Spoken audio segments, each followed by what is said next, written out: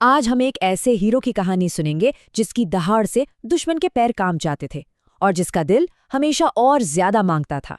चलिए शुरू करते हैं कैप्टन विक्रम बत्रा की ये अविश्वसनीय दास्तां।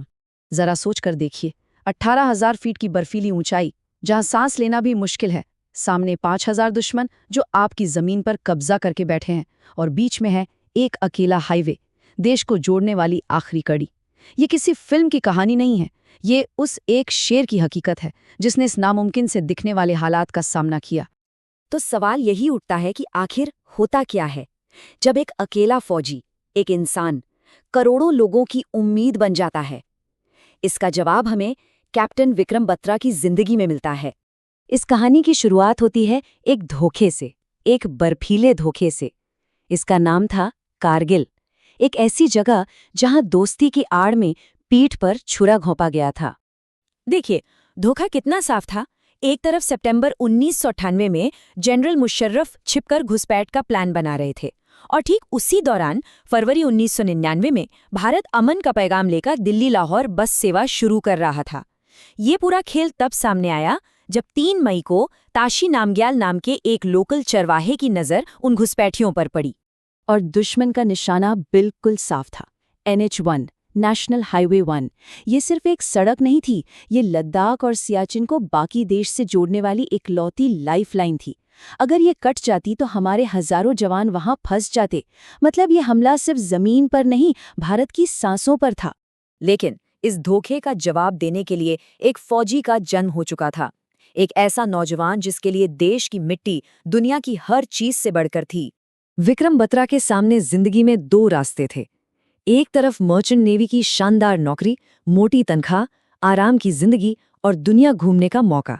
वहीं दूसरी तरफ थी इंडियन आर्मी, देश सेवा, सम्मान और चुनौतियों से भरी जिंदगी। उन्होंने क्या चुना होगा? उनके शब्द ही उनके इरादे बता देते हैं।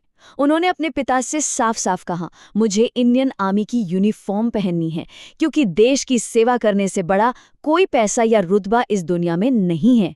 उसी दिन ये तय हो गया था कि उनकी किस्मत में समुद्र की लहरें नहीं, बल्कि कारगिल की बर्फीली चोटियां लिखी हैं। और फिर एक ऐसी घटना हुई जिसने इस घुसपैठ को एक खुली, भयानक जंग में बदल दिया। और यहीं से आगाज हुआ ऑपरेशन विजय का। हुआ ये कि 5 मई को लेफ्टिनेंट सौरव कालिया अपनी टीम के साथ जांच करने गए। उन्हें दुश्मन ने पकड़ लिया और फिर 22 दिनों तक उनके साथ ऐसी बर्बरता की गई जिसे शब्दों में बयान नहीं किया जा सकता। 9 जून को जब उनके छत विक्षत शरीर भारत को लौटाए गए तो पूरे देश में और खासकर सेना में बदले की आग भड़क उठी। जब इंटेलिजेंस रिपोर्ट्स आईं तो दिल्ली में बैठे अफसरों के होश उड़ गए। ये कोई छोटी मोटी घुसपैठ नहीं थी। लाइन ऑफ कंट्रोल के पार से करीब 5,000 पाकिस्तानी सैनिक हमारी चोटियों पर आ बैठे थे। अब बातचीत का वक्त खत्म हो चुका था। उस वक्त के प्रधानमंत्री अटल बिहारी वाजपेयी के आदेश बिल्कुल साफ थे, उन्हें ऐसा जवाब दो कि उनकी आने वाली नस्लें भी याद रखें। और इसी के साथ ऑपरेशन विजय का बिगुल बज गया। अब इस जंग के मैदान में उतरने की बारी थी शेर शाह की।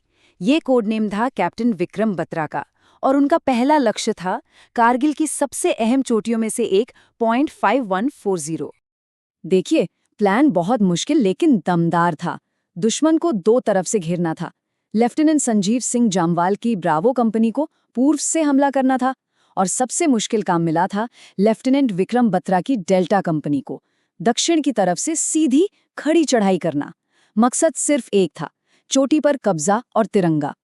जैसे ही चढ़ाई खत्म हुई, असली लड़ाई शुरू हो गई। आमने सामने की लड़ाई, हाथापाई। और इस खूनी संघर्ष के बीच कैप्टन बत्रा ने खुद मोर्चा संभाला और एक के बाद एक आखिरी बंकरों को अपनी संगीन से ही तबाह कर दिया। वो ऐसे लड़े जैसे कोई शेर अपने शिकार पर झपटता है। और फिर सुबह के 4:35 पर जब उस चोटी पर तिरंगा लहराया तो कैप्टन बत्रा ने रेडियो पर वो सिग्नल भेजा जो आज इतिहास का हिस्सा है, ये दिल मांगे मोर। लेकिन ये दिल सच में और मांग रहा था। अगला मिशन और भी ज्यादा खतरनाक था, और यहीं देश ने अपने सबसे बहादुर बेटों में से एक का सर्वोच्च बलिदान देखा। अगला मिशन था पॉइंट 4875। सोचिए, 80 डिग्री की सीधी चढ़ाई, मतलब लगभग एक दीवार पर चढ़ने जैसा, और ये सब उस हालत में जब कैप्टन बत्रा को तेज बुखार था और उनका शरीर पिछली लड़ाई से बुरी तरह थक चुका था। लड़ाई अपने आखिरी दौर में थी। वो दुश्मन के बंकर की तरफ बढ़ ही रहे थे कि तभी उनकी नज़र अपने साथी जवान यशपाल पर पड़ी। एक स्नाइपर की गोली उसे लग चुकी थी। वो जख्मी था। उसे बचाने के लिए एक सूबेदार आगे बढ़े, लेकिन कैप्टन बत्रा ने उन्हें पीछे धकेल दिया। जानते हैं क्या कहा? उन्होंने कहा, साहब आप पीछे हटो, आपके बीवी बच्चे हैं, मैं तो अभी कुंवारा हूं। अपनी जान से पहले अपने साथी की जान। और जैसे ही वो यशपाल को खींचकर सुरक्षित जगह ले जाने लगे, दुश्मन के स्नाइपर की एक और गोली चली। वो आखिरी गोली सीधी कैप्टन विक्रम बत्रा के सीने में जा लगी। अपनी आखिरी सांसों में भी उस शेर की दहाड़ कम नहीं हुई। उनका आखिरी युद्ध घोष था, दुर्गा माता की जय। ये सुनते ही उनके साथियों के खून में जैसे उबाल आ गया। उन्होंने गुस्से में दुश्मन की आखिरी चौकी को नेस्त नाबूद कर दिया और पॉइंट 4875 पर कब्जा कर लिया। कैप्टन बत्रा देश के लिए शहीद हो गए, लेकिन अपने पीछे एक ऐसी अमर विरासत छोड़ गए जो आज भी हम सबको प्रेरणा देती है। भारत ने ऑपरेशन विजय में जीत हासिल की। कैप्टन विक्रम बत्रा को मरणोपरांत भारत के सबसे बड़े शौर्य सम्मान परमवीर चक्र से नवाजा गया और उनकी मंगेतर डिम्पल चीमा, उन्होंने कभी शादी नहीं की और अपनी पूरी जिंदगी उनकी यादों के सहारे गुजार दी। ये सिर्फ एक फौजी की नहीं, एक अमर प्रेम कहानी की भी विरासत है। तो आखिर में सवाल फिर वही है, कैप्टन बत्रा की कहानी हमें वीरता और बलिदान के बारे में क्या सिखाती है? ये सिर्फ एक जंग की कहानी नहीं है, ये उस जज्बे की कहानी है जो हर चुनौती के सामने खड़े होकर कहता है, ये दिल मांगे मोर।